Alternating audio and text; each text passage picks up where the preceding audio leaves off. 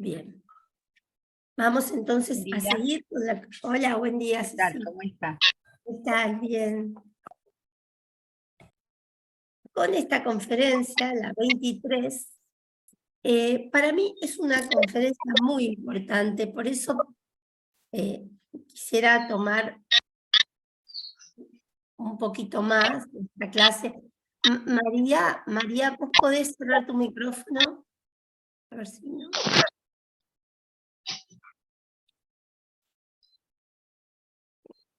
Ay, gracias. Tiene muchos puntos importantes esta conferencia que nos permiten pensar muchas cuestiones de la clínica.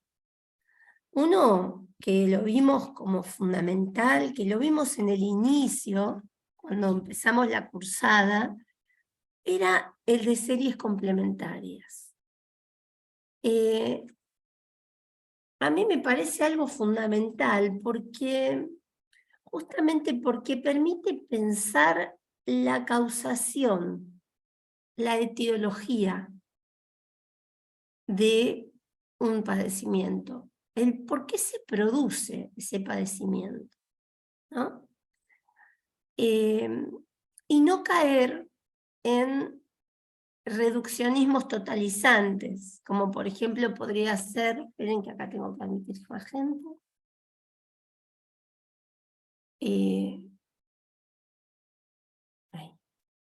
digo, reduccionismos totalizantes como por ejemplo podría ser decir que este padecimiento es únicamente orgánico, que es genético, ¿no? Y porque cuando uno cae en ese reduccionismo que parece tan abarcador, ¿no? Y realmente es totalizante, pero se descuida un aspecto, que es el aspecto, se descuida lo psíquico en una palabra. Eso que Freud llamó, eso que Freud llamó causas específicas. Freud, en un texto de los orígenes de la herencia y la etiología de la neurosis, de 1886, 83, por ahí, antes de 1900. Freud decía que no debemos confundir la herencia con la etiología. Quiere decir, no podemos decir, miren que acá hay más gente, no podemos decir que el origen es la herencia, que el origen es lo genético, que el origen es aquello biológico con lo que nacemos. No alcanza para explicar el origen. Sí, podremos decir, es condición necesaria, pero no suficiente. Es condición necesaria, obviamente, porque si uno, por ejemplo, uno nace, no sé, nace alguien con anencefalia y no hay ahí sistema nervioso que luego pudiera soportar un aparato psíquico. ¿No? Es una enfermedad incompatible con la vida directamente. O sea, ese sustrato material no lo debemos desconocer, evidentemente hace falta. Pero no explica por sí solo, en todos los casos, el padecimiento. Hay casos que sí. Por ejemplo, vuelvo al ejemplo de la anencefalia. Si uno nace con una anencefalia, ya con esa es condición suficiente para todo lo que viene después. Pero para otras formas de padecimiento, que son psíquicas, no podemos negar ese primer término de la serie, que es el hereditario. No lo podemos negar, porque realmente hace falta. Es condición necesaria. Pero además, se suman los factores de la causa específica, las causas específicas, decía Freud. Y Freud decía que eran factores muy poco tenidos en cuenta, porque en general, decía él, como él era médico y decía esto, decía, los médicos están atrás de la causa orgánica, buscando la causa orgánica, como en la histeria, por ejemplo. La histeria les parecía una enfermedad desdeñable, ¿pero por qué? Porque no se encontraba en el organismo, vamos a decir, el lugarcito en el cerebro de la histeria. No se encontraba ahí la piedrita en el cerebro. Entonces, no había nada que operar, no había nada, cómo se medicaba. Realmente esto continúa, sigue siendo como el deslumbre del poder médico hegemónico, buscar lo orgánico. ¿Está mal que esto sea así? No, está bárbaro, en realidad. Está bueno porque uno no puede, ¿cómo decir?, desmentir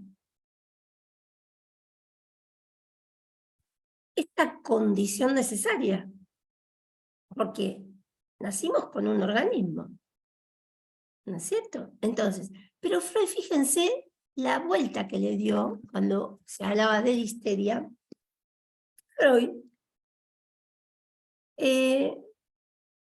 bueno, Charcot, que le interesaba muchísimo la histeria, también planteaba bueno, que había, porque en la medicina decía, tienen que encontrar la lesión orgánica. Si no hay lesión, no hay enfermedad. Aunque veamos una enfermedad, si no hay lesión, entonces, por ende, son simuladoras. Las histéricas eran simuladoras, ¿no? Se les daba un estatuto bastante denostado a la histeria. Bueno, Charcot decía que sí, que efectivamente había una lesión, pero que no, como que era una lesión no localizable, mínima, difusa, a nivel del cerebro.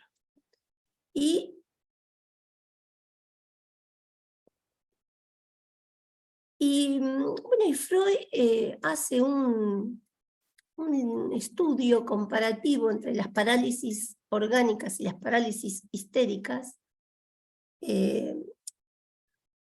Era un estudio, en la época de Charcot, empieza a hacer ese estudio en donde Freud ve,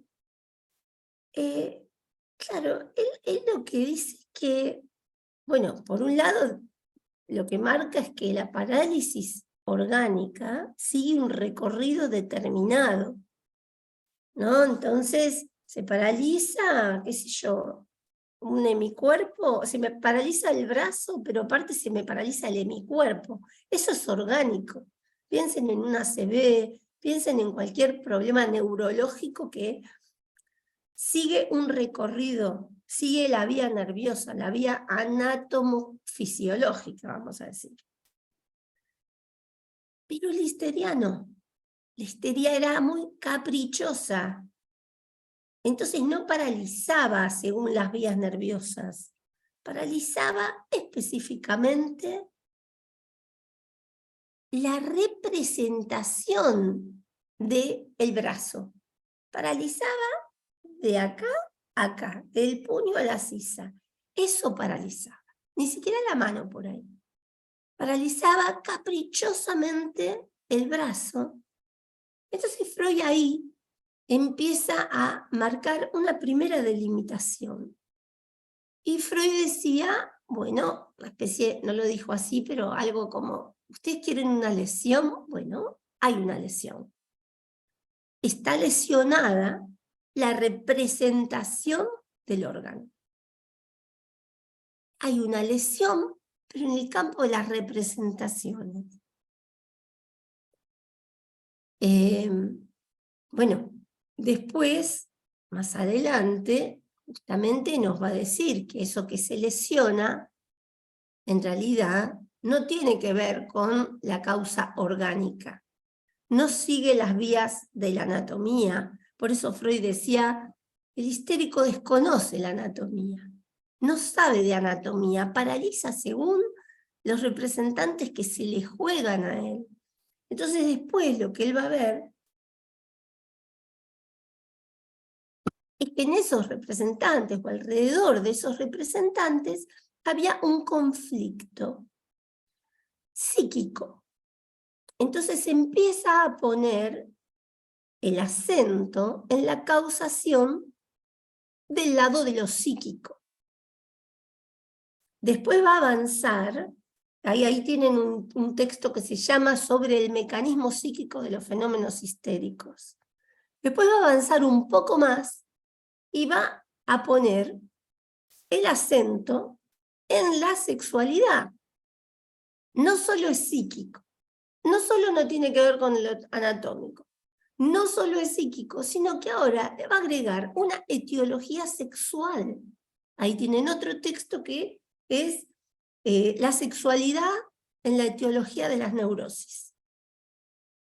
Y no solo va a hablar de la histeria, ahí Freud va a hablar de la histeria, de la neurosis obsesiva, de la paranoia, y aparte va a hablar de otras dos neurosis que para esa época se llamaban neurosis, que eran las llamadas neurosis actuales, que para nosotros tienen una diferencia sustancial respecto de la psiconeurosis, que eran la neurastenia y la neurosis de angustia, que Freud también les atribuye una etiología sexual, pero actual. En cambio, a las otras tres les atribuye una etiología sexual, pero del pasado, pretéritas, de la infancia del niño, de la infancia de ese sujeto. Acá hay más gente, perdón. Ay.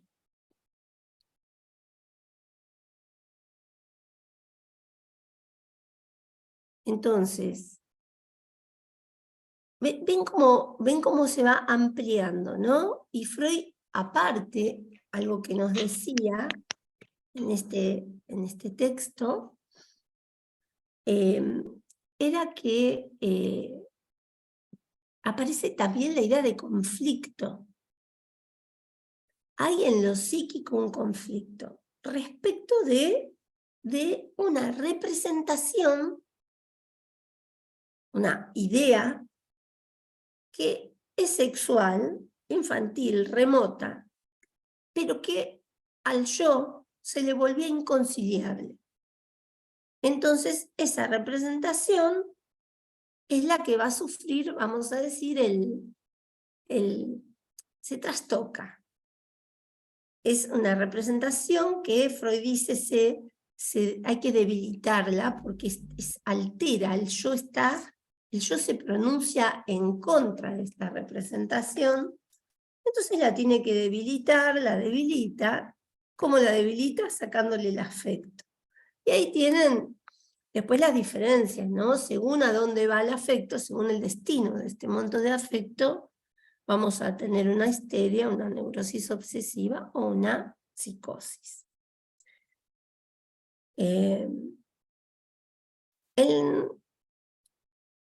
Entonces, en realidad en la psicosis pasa algo más. En la psicosis no se divorcia la representación del monto de afecto, sino que se toma la representación y el monto de afecto, tómenlo como un binomio, ¿no? Como algo que viene junto, ¿no? Vienen juntitas, representación y monto de afecto. En el caso de las neurosis se separa el afecto de la representación se reprime y el afecto tiene un destino diverso. La neurosis obsesiva va a parar al plano de las ideas y lo que ahí se vuelve todo el tiempo, aparece la idea obsesiva, ¿no? Porque todo el afecto está girando alrededor de esas ideas. Y en la histeria el afecto va a pasar al cuerpo, va a pasar a la representación del brazo, por ejemplo. Por eso uno dice, el brazo en sí como representación no tiene nada sexual, pero se ve afectado porque en realidad la representación sexual inconciliable fue reprimida. Entonces lo que ahora se representa es el brazo o la pierna. ¿Por qué Elizabeth no podía caminar o le dolía la pierna? Y decía, no puedo dar un paso más. ¿Por qué? Porque estaba enamorada del cuñado.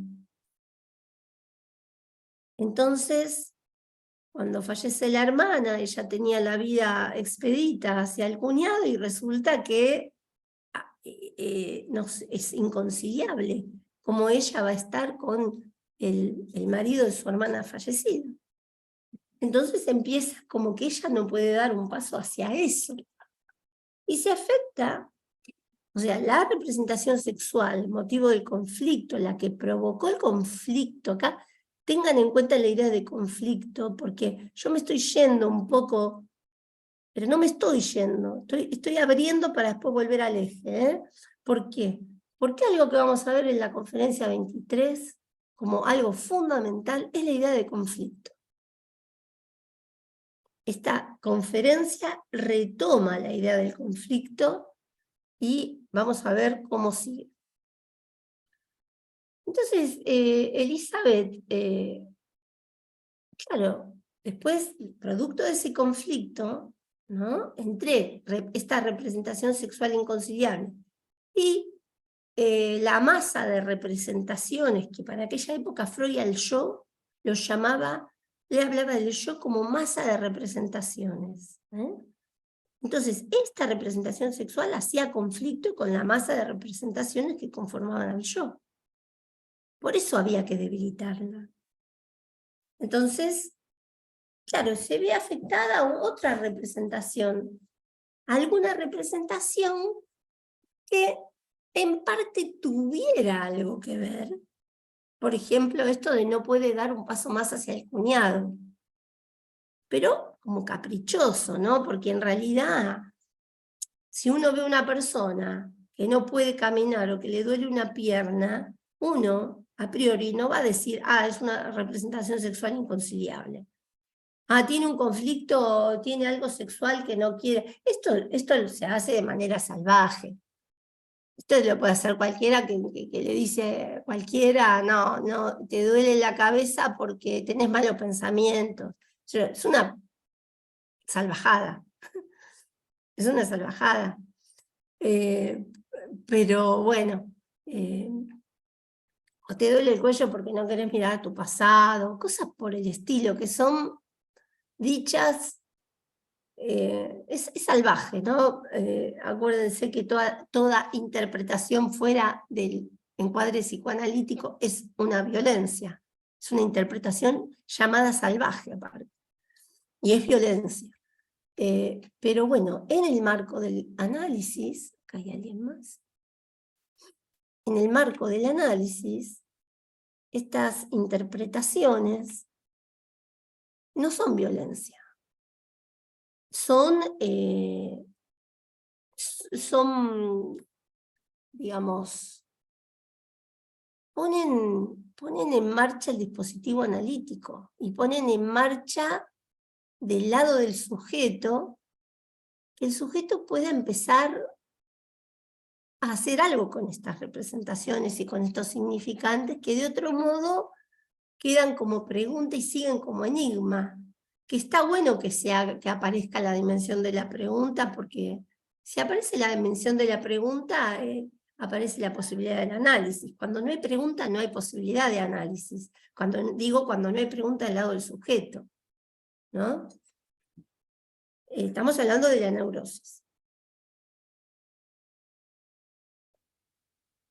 Entonces, acá tenemos otro aspecto. Tenemos que aparece un conflicto y por culpa de este conflicto, el aparato psíquico tiene que hacer una maniobra, un mecanismo de defensa. Y se tiene que defender. Se tiene que defender, ¿por qué? Porque cuando aparece este conflicto, se presenta para lo psíquico como un aumento de cantidad. Hay una magnitud, ¿sí? Acuérdense del proyecto cuando hablaba de magnitud de estímulo, de quantum. acá hay algo que sube, ¿no? Cuando sube, a nivel de la cantidad, de las magnitudes, si eso sube demasiado, es displacer. El aparato lo vive como displacer. Si las cantidades lo irrumpen todo, el aparato lo vive como dolor. Esto ya lo habíamos visto.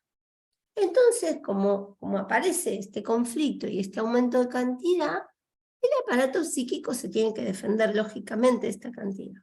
¿Y cómo se defiende? Con mecanismos psíquicos. Y ahí tienen lo que vimos la vez pasada, los destinos de la pulsión. ¿Qué son los destinos de la pulsión? Defensas contra la fuerza pulsional, contra esto que se vuelve como sobrepasa cierto umbral, ¿no? Bueno, volvamos entonces a la idea de conflicto. ¿Y por qué es tan importante esta conferencia? Yo les decía, por un lado, porque nos trae digamos, pequeña fórmula para pensar la causación, la etiología. Esto de las series complementarias, donde Freud no desestima lo que él llama la constitución sexual o lo llama vivenciar prehistórico, disposiciones hereditarias, lo llama de diferentes formas en esta conferencia, pero en suma es aquello con lo que nacemos. Pero a eso se le suman todas las vivencias que conforman la primera infancia, el vivenciar infantil, ¿no? Aquello que también en épocas anteriores Freud llamaba vivencia sexual prematura traumática, ¿no?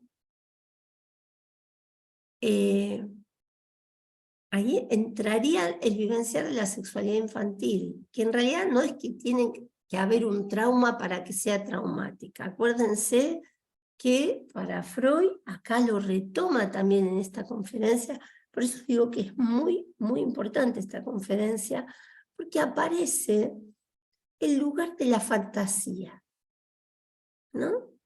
Dice Freud que acá en esta conferencia nos va a hablar de la fantasía como la compara directamente con los parques naturales, con las reservas naturales, ¿no? Como, ¿vieron? Algo que se conservan en la fantasía objetos y metas abandonadas de la infancia, sexuales, ¿no? Objetos y metas que tienen que ver con la sexualidad infantil, que, por supuesto, esto en la infancia, en la época de esas primeras vivencias, dejó puntos de fijación, fijaciones. Entonces la fantasía tiene que ver con estos puntos de fijación, pero es un terreno libre de crítica, libre de, acá se deja, Freud decía comparándolo con los parques naturales, se deja crecer hasta la maleza. No es que hay que podar todo, ¿eh?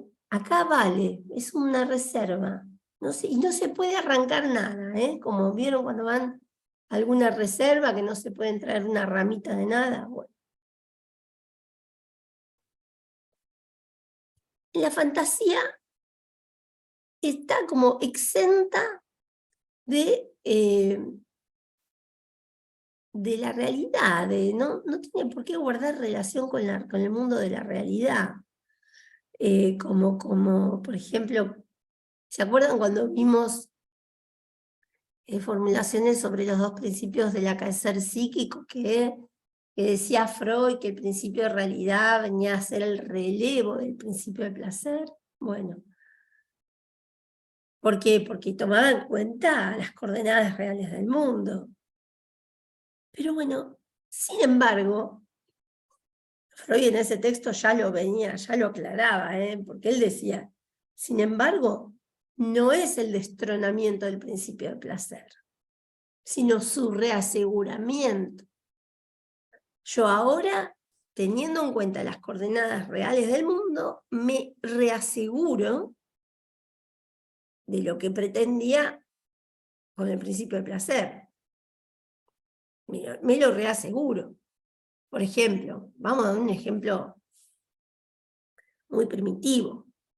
El niño cuando alucina el pecho materno, eso lo hace conforme al principio de placer. No tiene en cuenta las coordenadas reales del mundo, evidentemente, tiene en cuenta las huellas, sus pequeñas primeras huellas anémicas, sus marcas, ¿no? Que conforme al principio de placer, lo que hacen esas marcas es activarse nuevamente cuando el niño vuelve a tener hambre.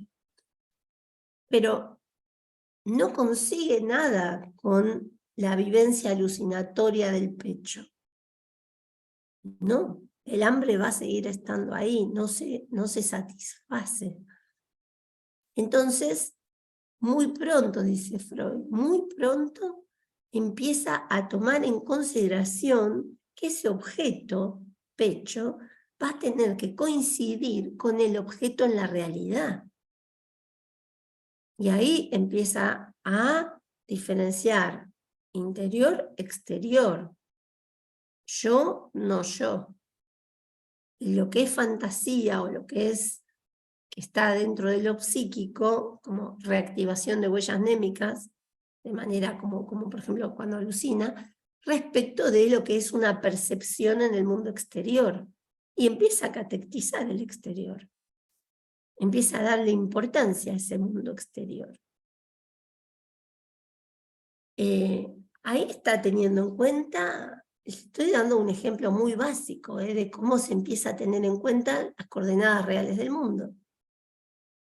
Entonces, si el niño ahora no ve a la madre, no está la madre dentro del campo visual inmediato, el niño desespera y llora por la ausencia de la madre. Ya no le alcanza con alucinar el pecho, conforme el principio de placer. Ahora va a tener que tener en cuenta el principio de realidad. Y bueno, y por supuesto, esto va en ascenso, ¿no? Porque después directamente el niño ya va a empezar digamos, Freud dice, crear acciones tendientes a modificar el mundo exterior. Entonces, ¿qué hace? Por ejemplo, camina, o no, primero, antes de caminar, pongámosle que todavía es chiquito, empieza a llorar, pero a llorar llamando a la mamá. No es lo mismo que el grito del bebé recién nacido. Ahora es un llantito diferente, que la madre sabe escuchar ese llanto.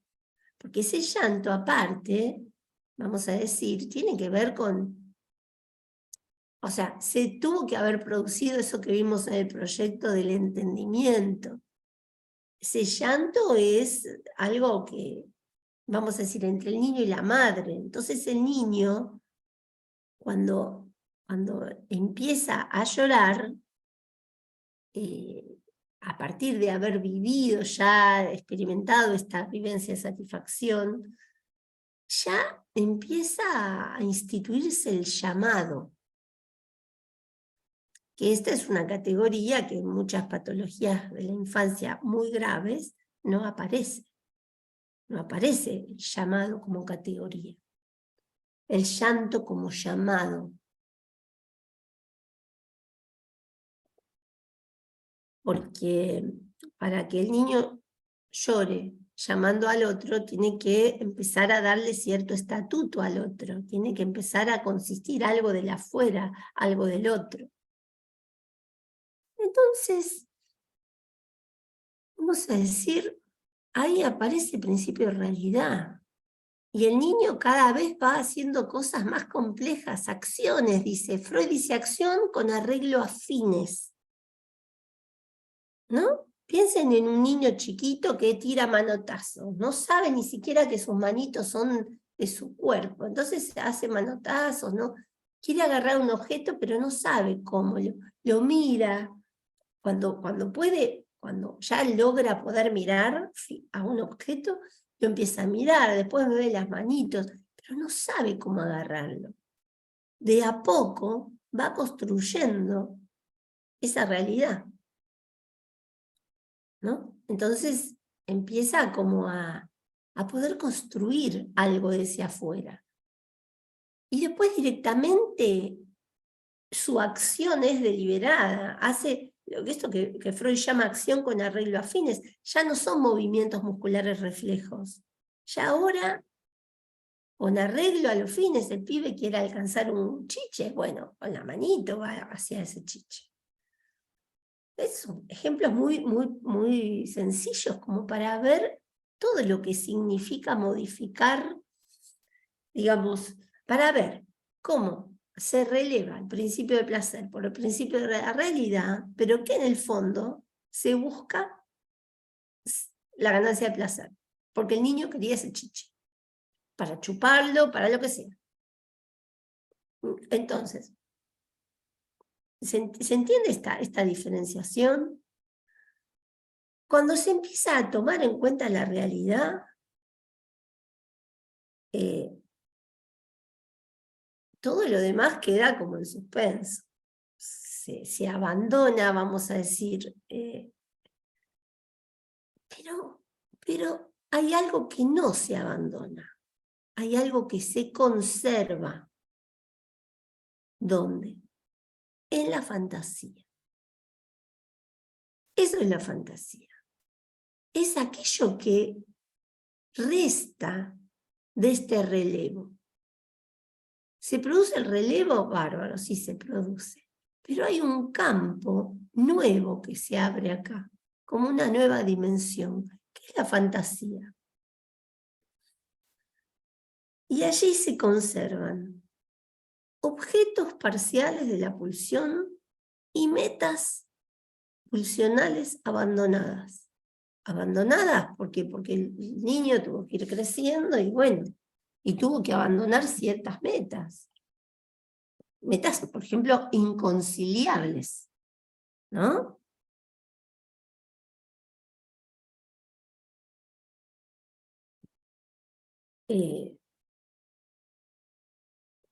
No sé si lo dije en esta clase, pero daba el ejemplo, hay un montón de ejemplos, tienen ejemplos, en general piensen en cosas que se dieron, o sea, de manera muy primaria, ¿no? Un niño que, juega con la caca. Los bebés cuando son chiquitos, si pueden, agarran la caca, se le sacan del pañal, ¿no? Bueno, eso se abandona. La caca, ¿no? Es un objeto parcial, ¿no? Es que se abandona. No es que uno sigue ahí jugando con la caca. Ahora, fíjense que lo que pasa con la sublimación. Ahí tenemos otro destino de la pulsión. La sublimación. Que se produce una transformación de esa meta, ¿no? Y esto ahora se convierte en una meta socialmente aceptada. El niño ya no juega con la caca, crece, y el hombre ahora es un escultor. Y juega con de niño juega con la plastilina, con la arcilla, qué sé yo, y ahora el tipo hace escultura, ¿no? Hace las esculturas con diferentes materiales, porque también va transformando esto, ¿no?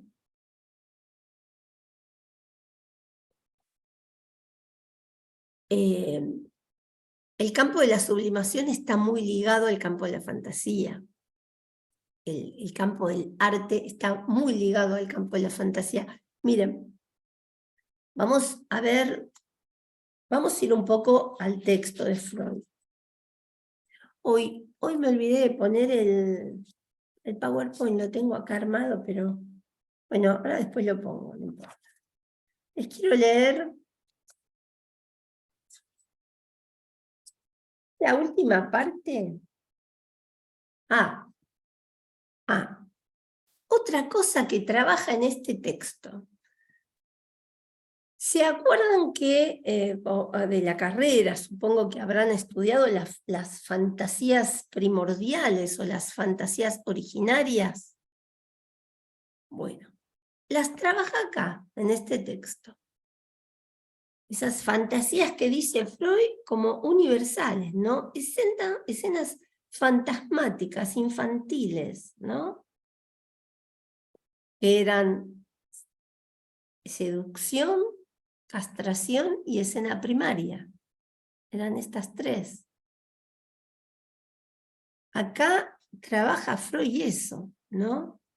Fíjense todo el tema con la fantasía, ¿no? Estas son fantasías o fantasmas universales, ¿no? Y acá también tienen algo que es muy importante en esta conferencia, justamente es a propósito de la primera, de la escena de seducción, que ¿vieron cuando pensábamos en esas primeras vivencias infantiles que Freud en otra época llamaba vivencia sexual prematura traumática? Primero Freud pensaba que efectivamente había habido un trauma efectivamente consumado, un hecho traumático, como por ejemplo podía haber sido una violación.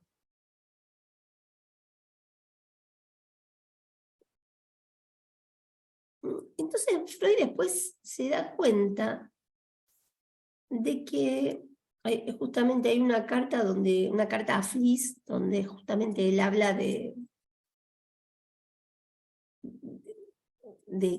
o sea, él dice, ¿no? Si todas las histéricas fueron violadas, entonces en todas las familias hay un padre abusador, ¿no? Entonces Freud empieza a plantearse un término fundamental, que también, o sea, lo está planteando acá en esta conferencia, que es el de realidad psíquica. Tiene que ver con que por ahí no hubo ningún padre abusador, pero sí hubo una escena que para el niño cobró el valor de una seducción. Y por ahí la escena no fue una seducción, pero es lo que para el niño cobró valor. Eso es lo que cuenta. Entonces, Freud lo que dice que ahora cuenta la realidad psíquica. La fantasía como realidad psíquica tiene poder para, por ejemplo, convertirse en algo traumático, sin que hubiera acontecido un trauma real, efectivo, ahí con un adulto abusador. Ojo, Freud acá también nos dice algo, porque ojo que esto llevó a muy malas lecturas.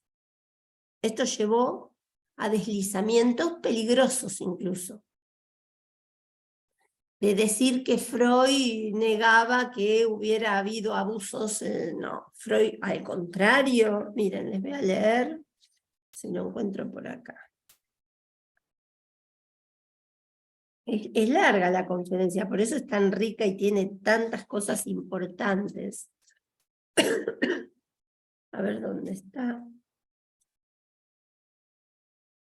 Toda la parte de articulación entre escenas fantasmáticas, la relación con la carta 69, la realidad psíquica, las escenas primarias, escena primaria, seducción y castración. Todo esto lo tienen para que después lo lean entre las páginas 334, y después va a hablar de seducción. Es el final, porque después, hasta la 338 va a hablar de todo esto de lo fantasmático, de estas escenas primordiales. Bueno, Después de la 338 hasta el final va a hablar de la fantasía. Pero fíjense como dice en la página 337. Se los voy a leer.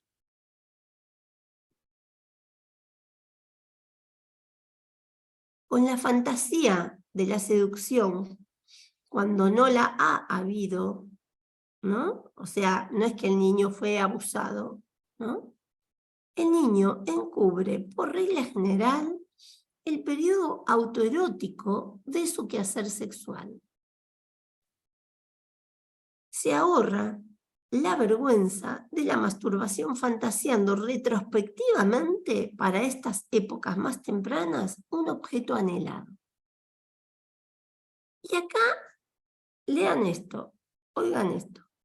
No crean ustedes por lo demás que los abusos sexuales cometidos contra las niñas por sus parientes masculinos más próximos pertenecen por entero al reino de la fantasía.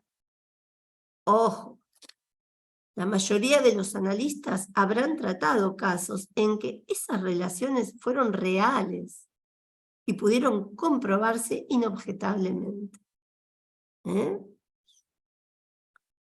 Así que digo esto porque no hace mucho escuché en una conferencia a un psicoanalista decir que gracias a que Freud dijo o le dio tanto estatuto a la realidad psíquica, como que Freud contribuyó como a la desmentida de los casos de abuso sexual. Entonces, yo digo, realmente, yo no sé a veces si hay mala intención por parte del que expone, o mala lectura, o un reduccionismo, no. Me inclino a pensar que hay mala intención, como que hay una intención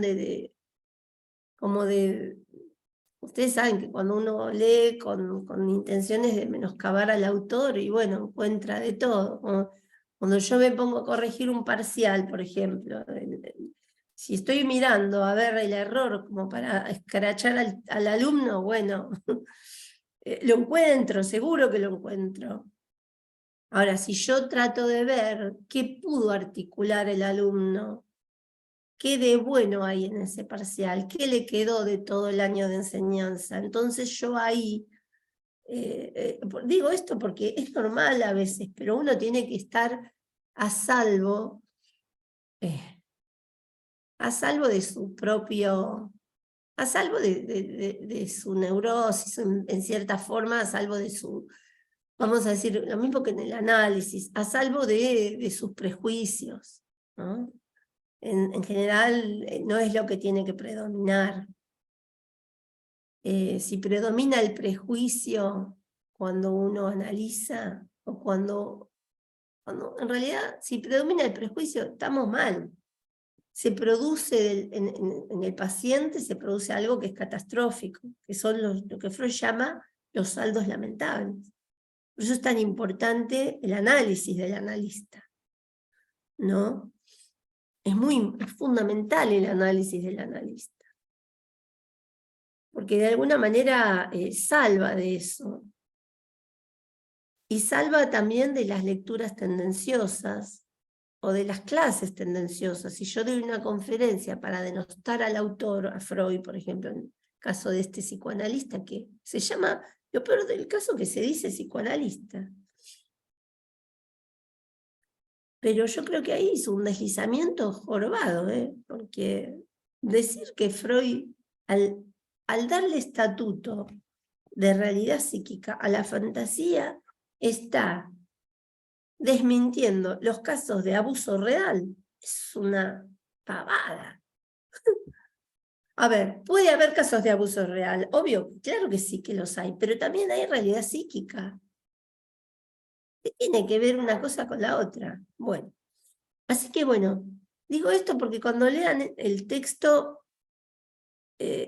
fíjense que en todo momento Freud no está diciendo el acontecimiento real traumático de violación, esto no existe. No. Freud dice, sí existe, puede existir, pero no en el 100% de todos los casos. No es que existe en todos los casos. En el resto, en el que no existe el abuso sexual, en ese caso, lo que se juega como traumático es una escena de seducción. ¿Con qué tiene que ver? Con el periodo autoerótico del niño. Con eso tiene que ver. ¿Y qué es el periodo autoerótico? Una meta sexual abandonada. Porque el autoerotismo tuvo que dar lugar al narcisismo. O sea, ¿se acuerdan que esto lo vamos a ver cuando veamos introducción del narcisismo? La primera conformación es la conformación autoerótica. Y Freud después, en introducción del narcisismo, que ya lo vamos a ver, dice, le hace falta un nuevo acto psíquico para que se constituya el yo, el narcisismo como tal, ¿no? Pero primero es el autoerotismo. Entre el autoerotismo y el amor de objeto va a estar el yo, el narcisismo. Esto ya lo vamos a ver. Bueno, así que esta conferencia tiene, por un lado, lo que les dije en la primera clase, la diferencia entre el sentido de los síntomas, que lo trabaja en la conferencia 17, que yo la clase pasada, como pude con mi garganta, pero les conté el caso de esa señora que iba de una habitación a otra, hacía todo un ritual, y que ese síntoma tenía un sentido. Acá en esta conferencia, no es que dice que los síntomas no tienen un sentido, no. Siguen teniendo sentido. Pero acá Freud analiza el síntoma desde otro punto de vista. Desde el punto de vista de la satisfacción pulsional que hay en el síntoma. Entonces ahí tienen las dos caras. La cara de sentido y la cara de satisfacción pulsional. Hay algo que se satisface en ese síntoma. Y eso que se satisface, claro que tiene que ver con esas vivencias de la infancia. Vivencias que habían sido abandonadas, ¿no? Metas y objetos de la infancia abandonados. Que aún se conservan en la fantasía. Y el síntoma, antes de convertirse en síntoma neurótico, antes pasa por la fantasía. Entonces Freud acá hace otra perlita de esta conferencia, es la diferencia entre introversión del alivio, la regresión. Y bueno, después vamos a ver la retracción del alivio. Acá tenemos entonces lo que nos dice acá otra perlita también, una más, es el concepto de regresión, que Freud lo trabaja, es un concepto fundamental en el psicoanálisis. La regresión. Y empieza con el introvertido. Y Freud dice, ¿qué es la introversión? La introversión del alivio, dice, al campo de la fantasía. Un introvertido, dice Freud, no es todavía un neurótico.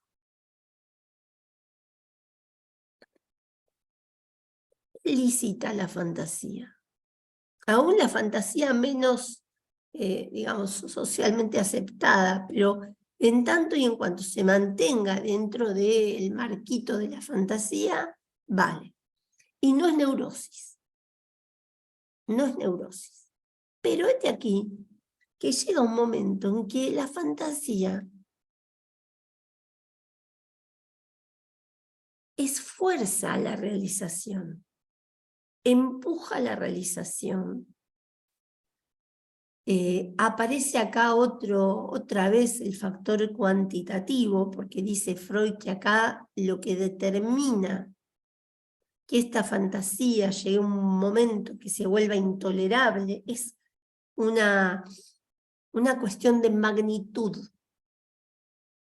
Si la fantasía tiene tal magnitud que fuerza la realización, entonces se cruza ya la barrera de la represión, y una vez que cruzamos la barrera de la represión, ahí sí, estamos dentro del campo de la neurosis.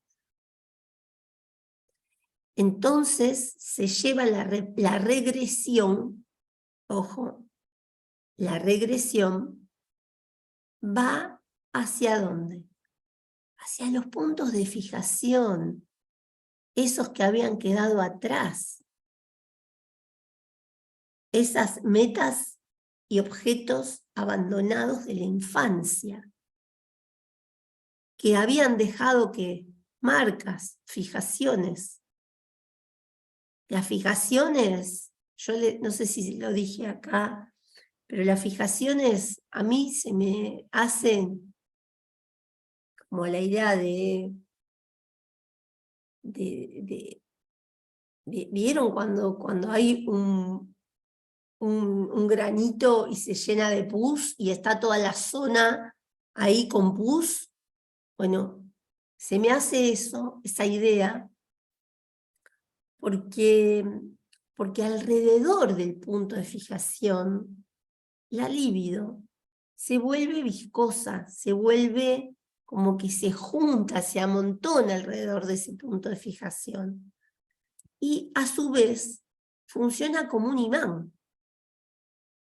Entonces, cuando se emprende el camino de la regresión, no va a parar a cualquier lado la regresión, va a parar a esos puntos de fijación, que son absolutamente particulares de cada uno, ¿no? Y aparte otra cosa, esos puntos, ¿qué relación tienen estos puntos con la fantasía? Y la fantasía está indisolublemente ligada a estos puntos de fijación. O sea, nadie va a fantasear con algo muy alejado de sus fijaciones, en ese sentido.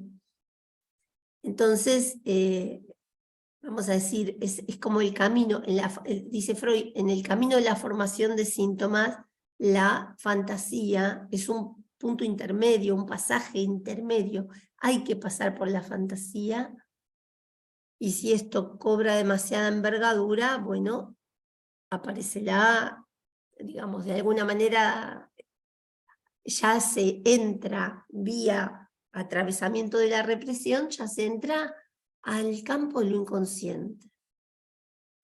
Y se entra a un campo donde funcionan otras leyes, ya no son las leyes de las coordenadas de la vida real, de las coordenadas reales del mundo, ¿no? Estamos ya en la legalidad del inconsciente. ¿Y cómo funciona? Con condensación y desplazamiento. Entonces, ¿qué se produce? Y se produce una desfiguración. Y ahora paraliza una pierna. ¿Y qué tenía que ver la pierna con la representación sexual? Ah, bueno, esa es la desfiguración. Pero algo tenía que ver. Porque lo que dice Freud es que el síntoma, por un lado, oculta, pero por otro lado muestra. En el síntoma se juegan esas dos posibilidades, como el sueño. ¿Vieron cuando en el sueño uno dice, ¿vieron cuando vimos sueños que habíamos dicho? A nosotros lo que nos cuenta el paciente es el relato del sueño, ¿no? Es el contenido manifiesto. Que probablemente uno sabe que no es idéntico al contenido latente. ¿Por qué? Porque ese contenido latente sufrió un montón de desfiguraciones, vía condensación y desplazamiento. ¿Qué es condensación y desplazamiento? Son las leyes del inconsciente. Es así como funciona, como trabaja el inconsciente. Condensando. ¿Qué es condensar? Juntar. Juntar como si juntáramos en un mismo... Se me ocurre... Pensemos un sueño, a ver. Uno sueña y sueña con una persona que tiene la cara de uno, los ojos de otro, la nariz de B, la cara de C, los ojos de A, la barba de F, pero no es ni A, ni F, ni C, ni D. Es una condensación de esas diferentes personas. Entonces, es lo que nos aparece como relato del sueño. Y uno dice, ¿qué tiene que ver entonces eso con aquello primero? ¿No? Justamente, algo se muestra, pero también algo se oculta. El síntoma es lo mismo. ¿Por qué? Porque se producen las mismas leyes. El trabajo del inconsciente sigue estas vías, condensación y desplazamiento. Entonces el síntoma se nos aparece como algo ajeno, ¿no? Como algo ajeno que duele, que molesta y que se repite. Si no se repite, no es síntoma.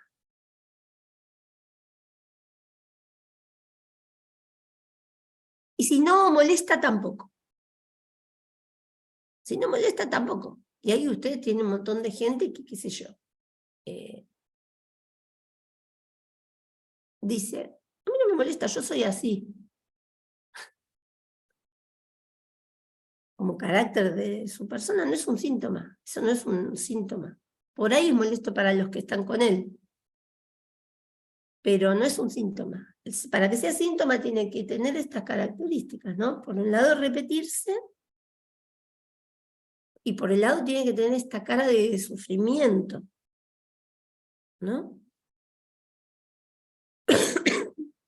Y presentarse como algo extraño, como algo ajeno, algo que haga pregunta, que uno diga, ¿por qué me pasa esto? ¿Por qué siempre me pasa esto?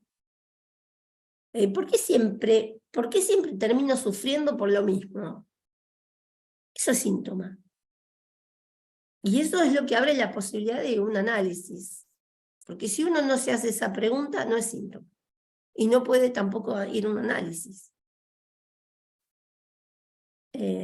Entonces, bueno, ¿qué más me parecía importante?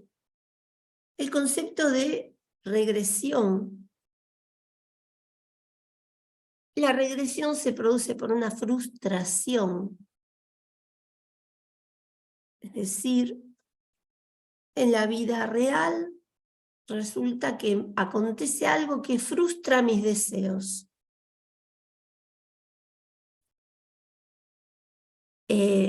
Tomo el ejemplo otra vez de Elizabeth. Ella, en la vida real, estaba enamorada de su cuñado, esto se fue frustrado porque era el marido de la hermana, punto, ya está, no se podía quedar con el cuñado. Ahí hay una frustración que viene de la vida real. Pero también la frustración puede surgir en el propio interior, ¿no? O sea, esta frustración puede ser exterior o interior. Cuando muere la hermana, ahí la frustración es interior, porque es ella misma la que por un conflicto alrededor de su deseo tiene que ver de reprimir esa representación. ¿Se entiende? Primero la frustración vino por el impedimento real. Ella no se podía meter con el cuñado porque estaba ahí la hermana. O sea, iba contra todo lo que ella éticamente tenía en sus cabales. Entonces, ahí operó la frustración como exterior. Pero cuando la hermana muere y ella ya tenía la vía expedita hacia el cuñado, resulta que se constituye ahí el conflicto interior. Y eso opera como frustración. Entonces, ¿qué pasa? ¿Hacia dónde se va esa libido? esa libido que queda ahí dando vueltas, ¿no? Buscando la satisfacción. Acá hay algo que es importante que por ahí ir estableciendo. Es un texto que también hace falta haber leído Introducción del Narcisismo, porque en este texto, en Introducción del Narcisismo, Freud nos dice que nacemos con libido yoica, libido narcisista o libido del yo, ¿no? Y después tiene todo que ver con lo que estuvimos hablando hoy. En determinados momentos, esa libido empieza a ser posible transponerla. Acá hay gente que quiere entrar.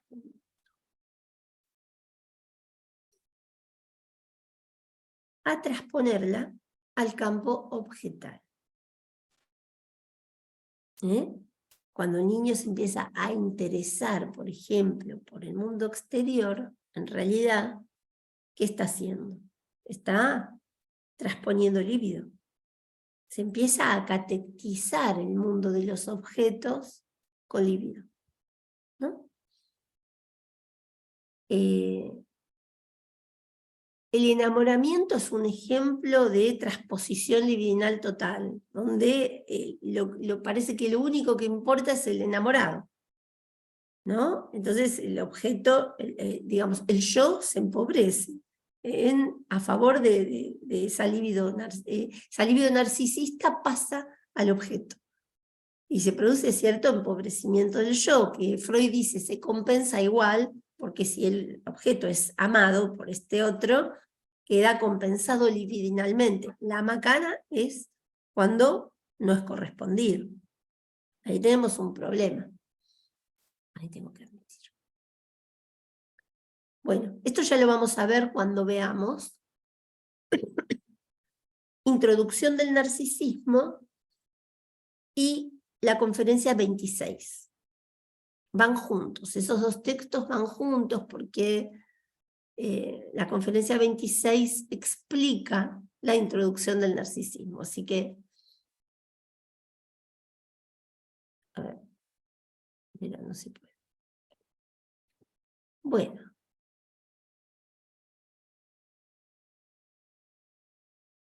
Bien.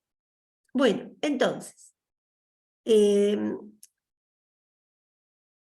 Entonces tenemos, ven que son muchas cosas. Voy a ir a presentar un poquito el PowerPoint, que ya lo tengo acá preparadito. Tenemos unos minutos más, así que vamos al PowerPoint. Esperen, compartir pantalla.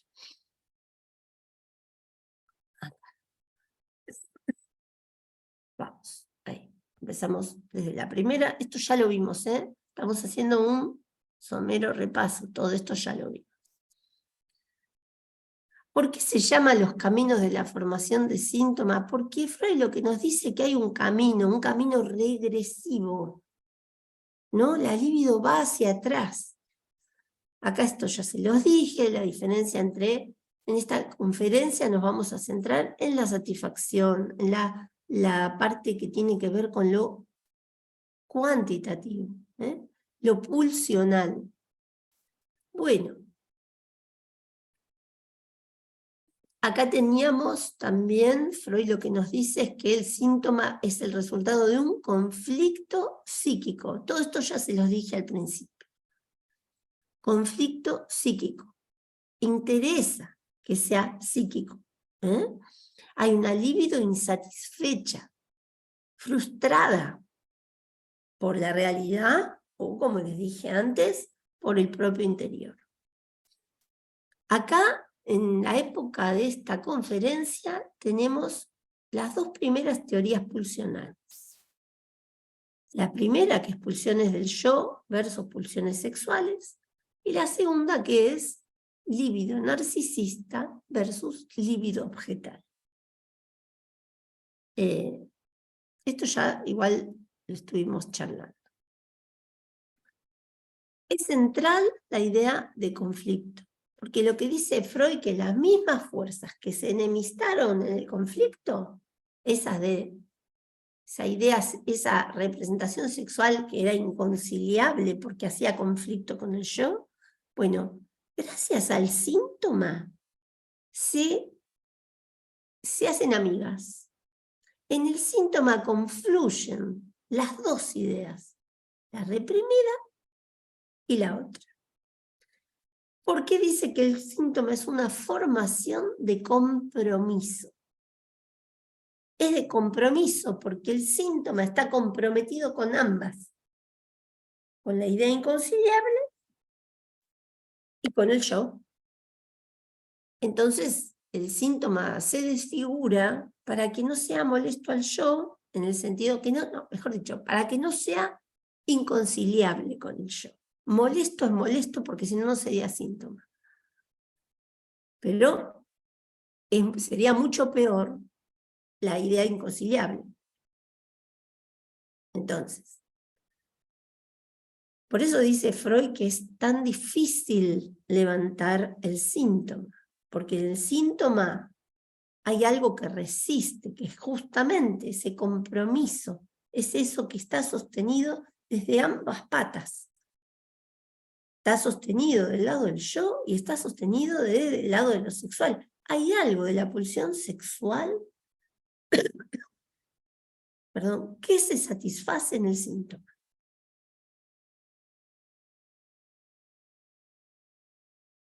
Suena como raro encontrar que en un síntoma, por ejemplo, de una astasia abasia, que era esa parálisis de las piernas,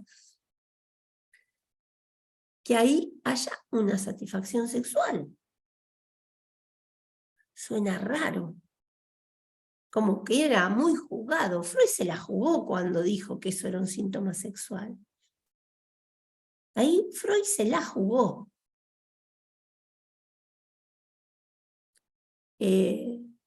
Pero él tuvo un indicio. Él decía que cuando él tocó la pierna de la paciente le dijo que sentía como unas cosquillas voluptuosas. Fíjense este detalle. Esto a Freud le sonó. Dijo, acá hay otra cosa. ¿No? Pero si no, ¿qué tiene que ver la pierna con algo sexual? ¿No? La pierna. En realidad no, la imposibilidad de caminar. Denme un minuto que voy a buscar agua que tengo acá al lado.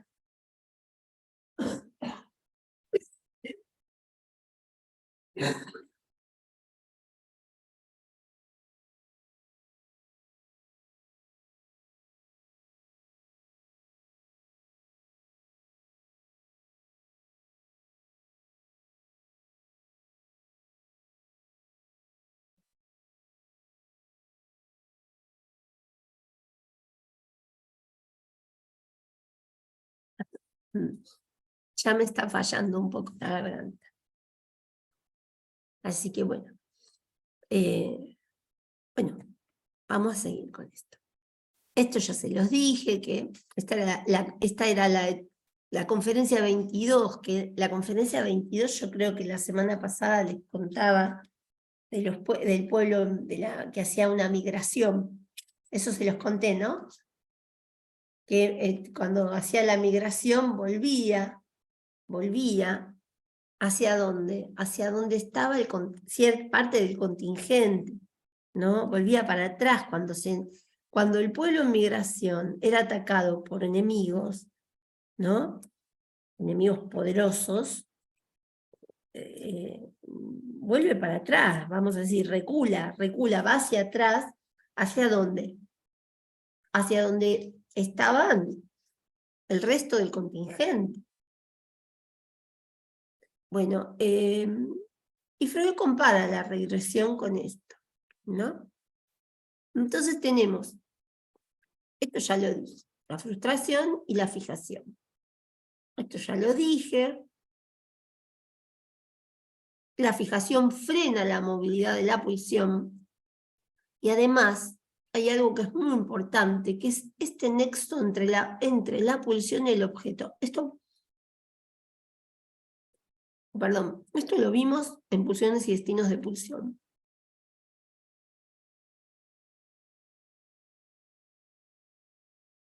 Y también hay un nexo entre fijación y regresión, por esto que les dije antes.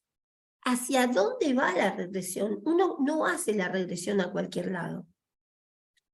Uno lo hace hacia esos puntos de fijación específicos de cada uno, que quedaron en lugares de su desarrollo. Por eso no es lo mismo un síntoma que el otro, por eso es el caso por caso. Un paciente no enseña sobre otro paciente. Bueno. Otra cosa que vimos, haciendo un repasito, era que la regresión, cuando nos referimos a la neurosis, implica la idea de conflicto. Un conflicto para lo psíquico, porque ahí es el yo el que se opone a esta idea inconciliable. Entonces, va a tener que levantar esta barrera de la represión, o sea, va a tener que, mejor dicho, reprimir, no levantar, atravesar, reprimir esas ideas, esas representaciones, ¿no? Y ahí va a parar al inconsciente y va a sufrir todo lo que pasa a nivel del inconsciente, sometida a los procesos que se juegan en el inconsciente. Si la regresión no despierta conflicto, tampoco es neurosis, ¿eh? Y ahí ustedes tienen el ejemplo de la perversión, donde la libido alcanza una satisfacción real, y esto no es conflicto. No es conflictivo. Para el perverso no hay nada que reprimir ahí. No hay conflicto. Entonces acá Freud hace esta pregunta, ¿no? Se pregunta, ay, perdón, me fui. ¿Dónde están? ¿Hacia dónde revierten la libido? ¿Sí? Hacia justamente estos puntos de fijación que quedaron a partir de la sexualidad infantil.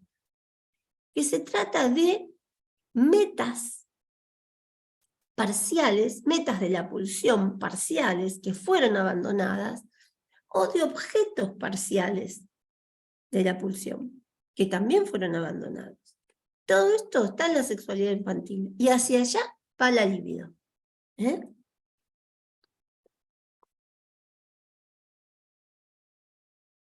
Bueno.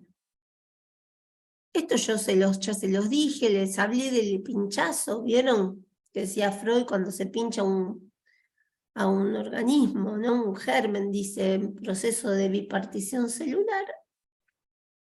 El daño puede ser enorme.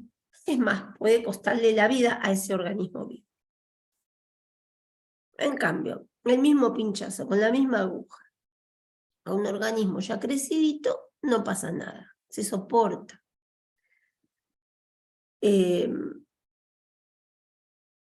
Entonces, esto tiene que ver también con acá Freud en esta conferencia destaca la importancia de las vivencias infantiles. Lógicamente, cuanto más temprano se haya producido ese pinchazo, metafóricamente hablando, ¿no? Cuanto más temprano haya tenido lugar esa vivencia, o ese trauma, o esa escena traumática, esa escena fantasiada traumática, y bueno, las consecuencias han de ser mayores, ¿no? Esto pensémoslo para pensar la patología grave. Uno en la patología grave, si nos guiamos con estas hipótesis, tenemos que ver que desde muy temprano, como que acá la fijación se produce en momentos muy primarios, ¿no?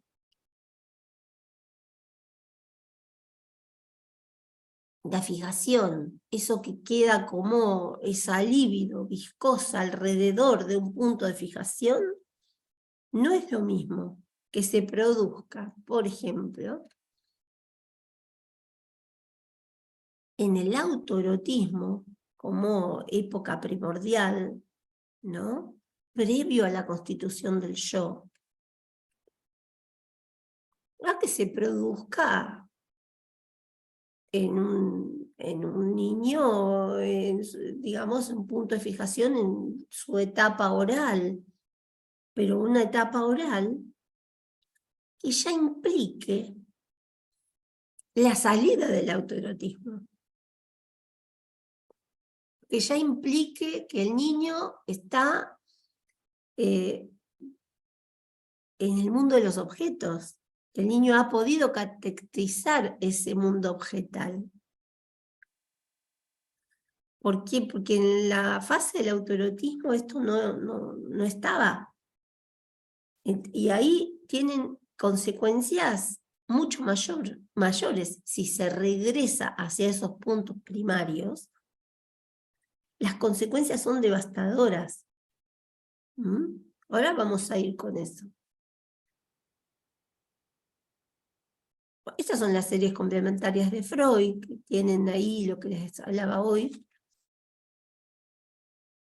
Miren, si nosotros sumamos este vivenciar prehistórico sexual, constitución sexual, que es, vamos a decir, es ese monto libidinal con el que nacemos.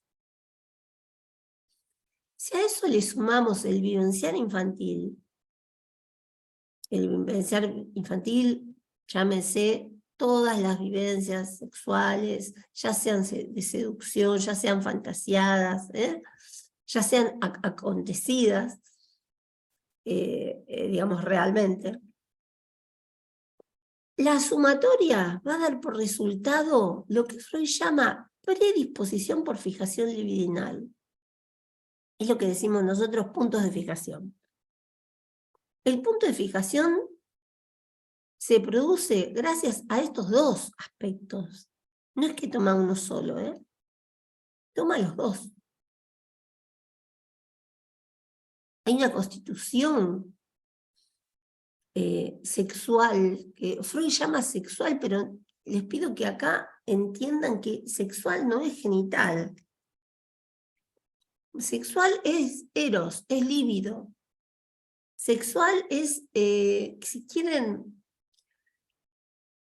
eros es vida. Pulsión de vida. No, en la semana que viene vamos a ver la conferencia 20. La conferencia 20 se llama La vida sexual de los seres humanos. Para justamente que podamos entender esta diferencia, ¿no? Que algunos también que no saben leer a Freud, que dicen que Freud, o sea, como que era un pansexualismo, qué sé yo, que dicen que, bueno, nada más alejado.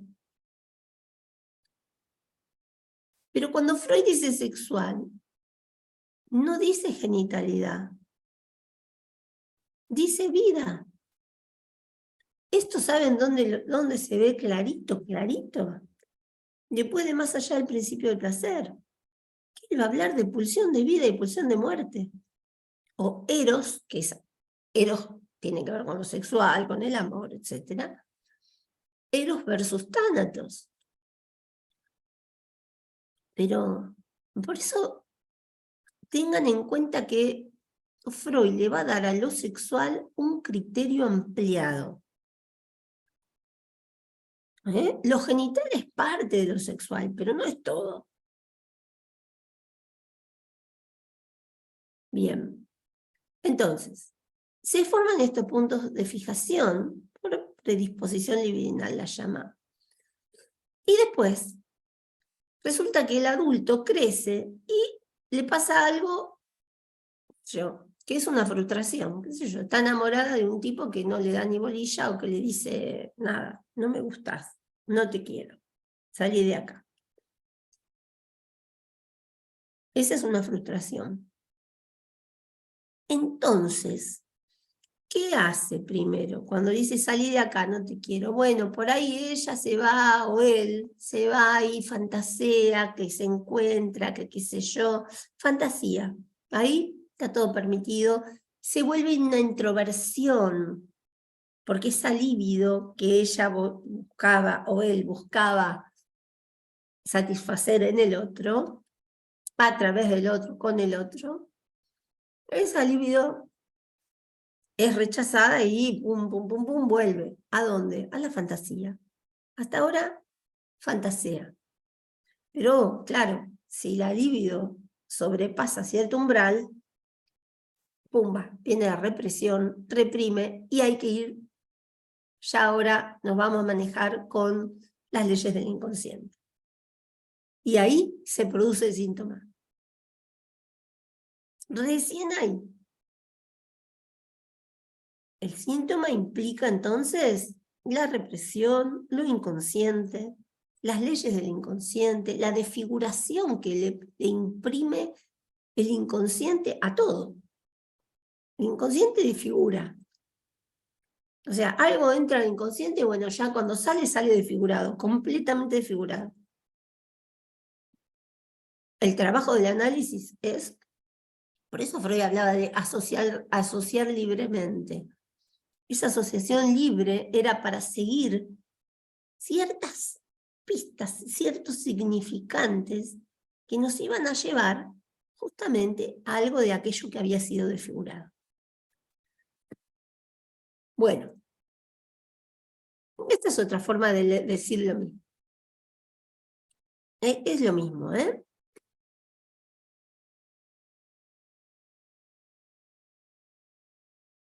Bueno, acá tenemos este otro punto que yo les hablé, la realidad psíquica o fantasía versus la realidad material.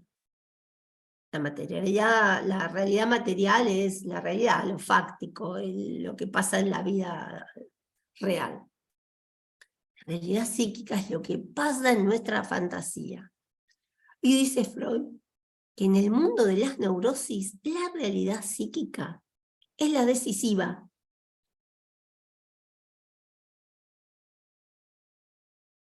Y acá nos enseña estas fantasías primordiales. Él dice como que son una herencia filogenética, ¿no? Escena primaria, seducción y castración. Escena primaria, recuerden que es lo que tiene que ver con la escena sexual de los padres. Escena sexual que provoca que nadie quiere pensar en eso, ¿no? Pero es una fantasía primordial, ¿eh? La escena primaria, ¿no? Que uno ve a los chicos que no quieren saber nada de eso, o rechazan, ¿no? O si los padres, o sea, están en una manifestación así amorosa, ¡ay, qué asco! No, lo sacan, ¿no? Los niños se ven mucho. Escena primaria, seducción y castración. Castración, entiendan castración como un complejo de castración, ¿no? Ya vamos a ver esto, la clase que viene se va a ver en la conferencia 20 mucho más clarito. Bueno, fíjense esto, lo que dice Freud acá. Dice, el yo es educado para obedecer al principio de realidad, pero siempre es difícil renunciar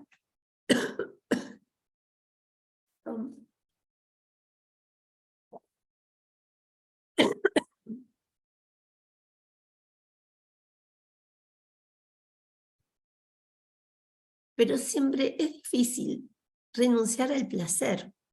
Por eso se reserva una actividad en que se concede supervivencia a todas las fuentes de placer resignadas, ahora libres del examen de la realidad. No interesa si está el objeto o no está en la realidad. Ahora, y lo que dice Freud, justamente, las pulsiones sexuales, en contraposición a las pulsiones yoicas, son muy difíciles de educar.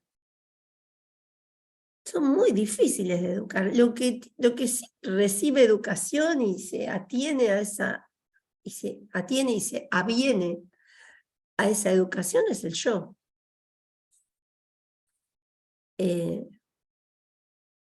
Por eso también es tan difícil educar, por ejemplo, impartir enseñanza en una escuela, por ejemplo, a un niño que está tomado por el complejo de Edipo. Está ahí con todo la cuestión de la sexualidad infantil en ebullición. Eso en un momento, esto después, lo que va a pasar con esas pulsiones, que justamente el yo como que va adaptándose a esa realidad y esto se va a ir abandonando, esas metas sexuales de la infancia que fueron abandonadas, dice Freud. Pero ojo, fueron abandonadas, pero dejaron mojones en el camino. Dejaron esos puntos de fijación. Quiere decir que hay algo que no fue educado, hay algo que sigue sin educar. Y el reino de la fantasía tiene que ver con eso. Por eso decía la relación que hay entre fantasía y fijación. Bien. Bueno. ¿Cómo encuentra la libido el camino hacia esos lugares de fijación? Dice Freud que las representaciones de la fantasía gozan de tolerancia y que no se llega al conflicto mientras no se exceda cierta medida, cierto monto de excitación, cierto umbral, ¿no? Pero si se sobrepasa y se esfuerza hacia la realización de esa fantasía, entonces estas mociones van a ser sometidas a la represión por parte del yo. El yo, esto ya se los expliqué recién, el yo es lo que ahí comanda la represión, ¿no? Y acá sí van a ser libradas a la atracción del inconsciente. Es como un imán, ¿no? Y desde estas fantasías, ahora reprimidas, ahora inconscientes, la libido va migrando hacia sus propios lugares de fijación, de cada uno. Entonces acá tienen lo que les explicaba antes. Introversión, regresión y retracción. En la introversión se sobreinviste la fantasía. Todavía, dice Freud, no es neurosis. El introvertido no es aún un neurótico. Si sobrepasa ese umbral de naturaleza cuantitativa, el yo comanda la represión y se establece entonces una regresión. Ahí migra la libido hacia esos puntos de fijación. Ahí estamos en el terreno de la neurosis. ¿Sí? Y esos puntos de fijación, digamos, ahí sí ya hay una intensidad de investidura, ¿sí? Y se forma el síntoma. La retracción es ya una regresión muy profunda, y Freud no la llama regresión, tiene el cuidado de llamarla retracción, porque implica un corte, como una ruptura con el mundo objetal. Vamos a decir, si las fijaciones se producen acá, estamos hablando de la neurosis, si las fijaciones se producen dentro de lo que sería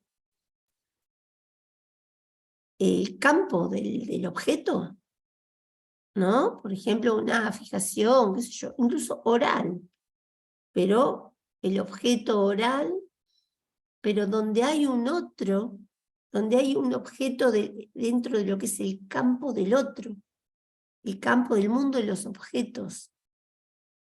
Vamos a decir,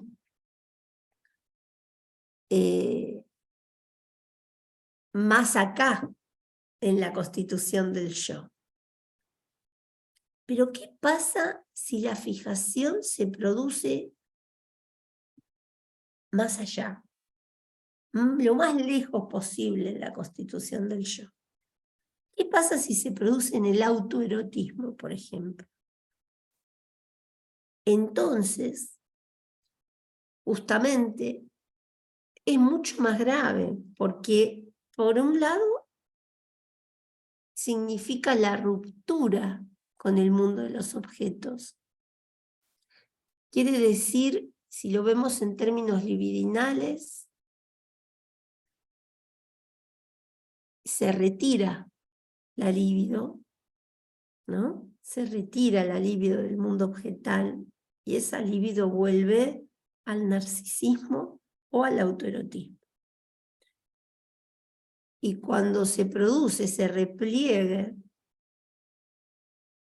que Freud lo llama retracción concretamente, se produce también el corte con el mundo de la realidad. El psicótico pierde las coordenadas reales del mundo. Por un momento queda perplejo, no entiende dónde está.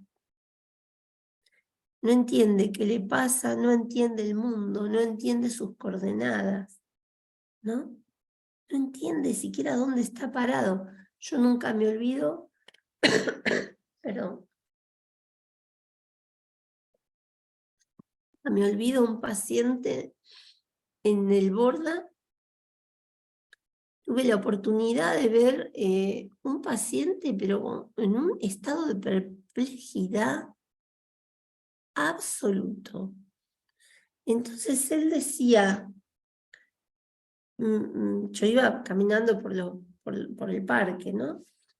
Del hospital. Para los que no son de acá, es un hospital enorme, es un hospital neuropsiquiátrico de adultos, donde hay pacientes masculinos internados, ¿no? Y es un parque, o sea, son dos parques afuera, o sea, es un lugar enorme. Y yo iba caminando por ahí, y este paciente me intercepta, ¿no? Y me pregunta, ¿dónde es Córdoba? ¿Dónde es Córdoba? Yo le pregunto, ¿a dónde quiere ir, no? A Córdoba. Pero él no me sabía decir si era Córdoba, la calle Córdoba acá en Capital, o si era Córdoba la provincia, o qué era Córdoba. O sea, él ni siquiera sabía dónde estaba. Entonces empezó con una manifestación de angustia tremenda. ¿Dónde estoy? ¿Dónde estoy? ¿Qué es esto? Desconocía, o sea, y figúrense la angustia, porque uno realmente pierde, es la pérdida de las coordenadas. Ahí algo se le cortó con el mundo que él hasta ahora conocía. Mal o bien, con sus problemas, porque seguramente los traería, pero él ahí produjo el brote. Había sido alguien que había sido recientemente internado, estaba todavía en pleno brote. Y estaba en ese estado de perplejidad, que después, eso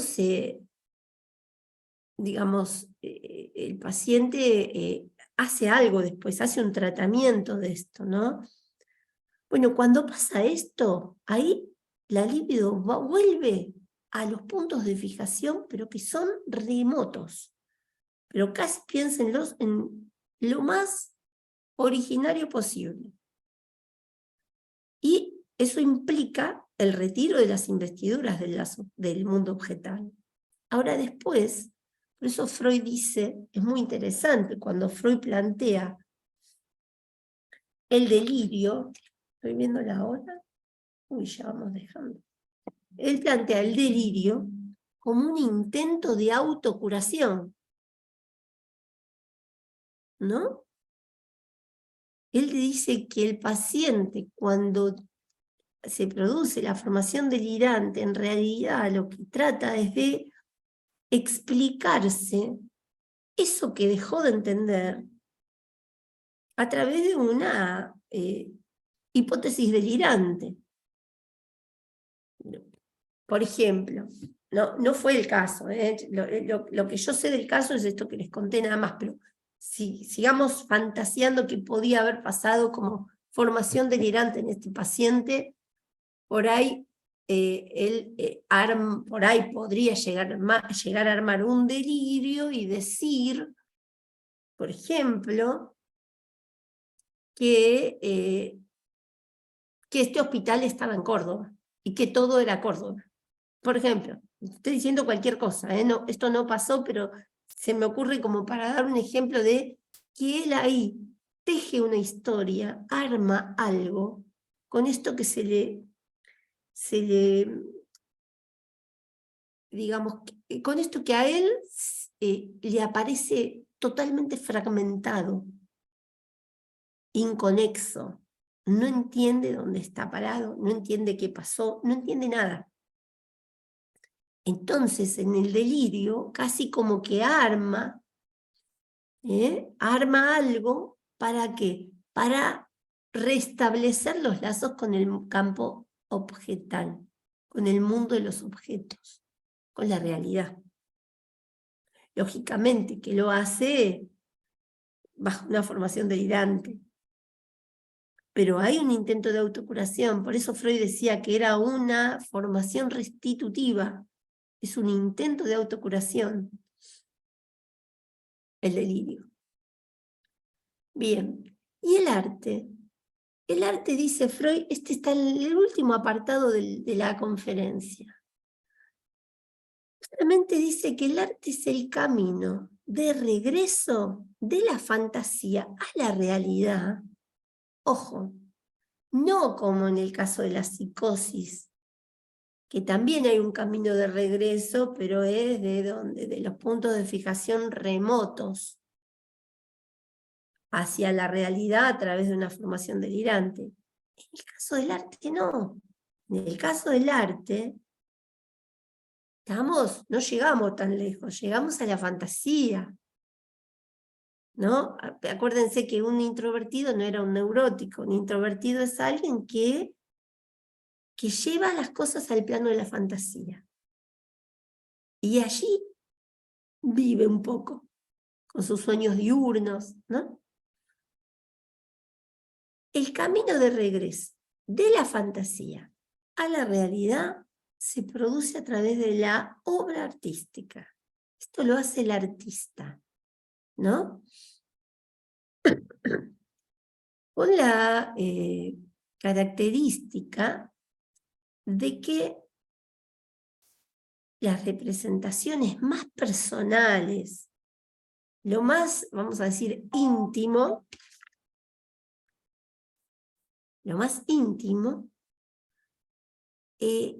lo pule, lo vuelve menos chocante. Incluso casi ni se adivina que tiene que ver con lo más íntimo del artista. En cierta forma le da un tratamiento a esa fantasía. Entonces aparece acá la sublimación. La sublimación no necesita de la represión, mucho menos, mucho menos de la formación delirante.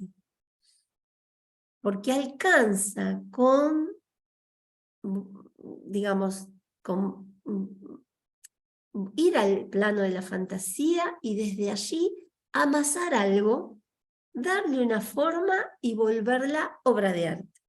Obviamente que hay que tener potencial para esto.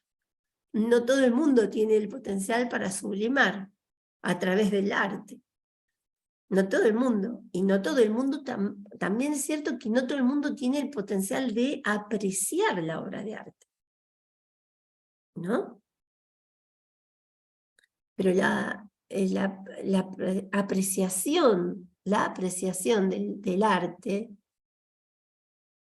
también, como es una fuente de placer, ¿no? Para el que lo aprecia también es una fuente, no solo es una fuente de placer para el artista, es una fuente de placer para el que lo aprecia. Por eso es como que redunda en beneficios, podríamos decir. Acá terminamos, me parece. Redunda en beneficios, ¿no? Pero se entiende un poco esta cuestión de la regresión y hasta dónde, ¿no? Y que cuanto más profundo, más grave. Porque cuanto más profundo comporta, más, digamos, se retrocede cada vez más hacia el inicio. Y el problema es que cuando uno, digamos, va hacia atrás, se empieza a manejar con las leyes que entonces valían. Así como cuando vamos hacia atrás en la represión nos manejamos, qué sé yo, con condensación y desplazamiento, por ejemplo. Pero el problema es que cuanto más atrás, ¿no? O sea, uno empieza como a manejarse con las leyes más primitivas, con los mecanismos más primitivos, ¿no?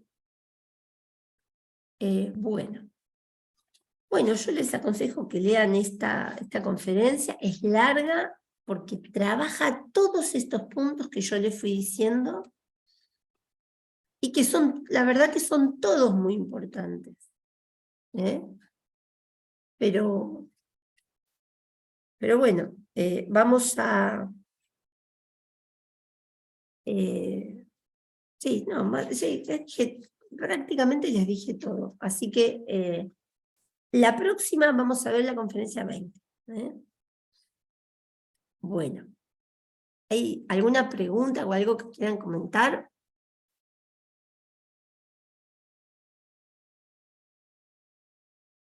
Bueno, entonces dejamos y nos vemos. Algo que les quiero decir. Vacaciones. Tenemos vacaciones de invierno, vamos a tener unas vacaciones de invierno largas. O sea, vamos desde... Esperen.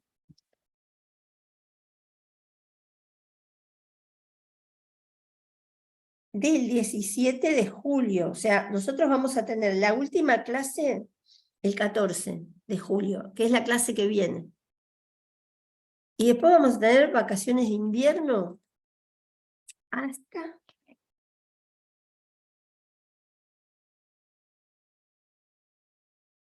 el 4 de agosto retomamos.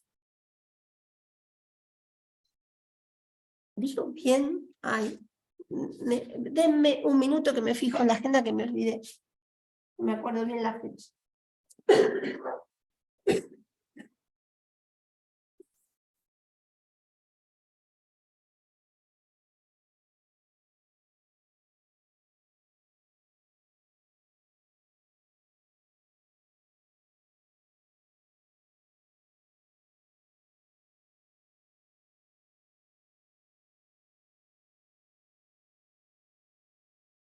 No, no, perdón, ven, me había equivocado. A ver, hasta...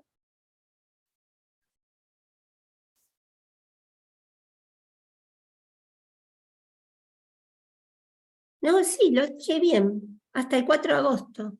Está bien. Hasta el 4 de agosto. El 4 de agosto nos vemos otra vez. O sea, la clase que viene es la última antes de las vacaciones. ¿Eh? Y después tenemos estas vacaciones de invierno que yo espero recuperarme bien del todo de la garganta. Y bueno, y nos vemos entonces la semana que viene. Bueno, un beso, Gracias, buen fin de Juli. semana. Chau de nada. Igual. Gracias. Chao, chao. Chao, chao. Gracias. Gracias. Chao. Chao.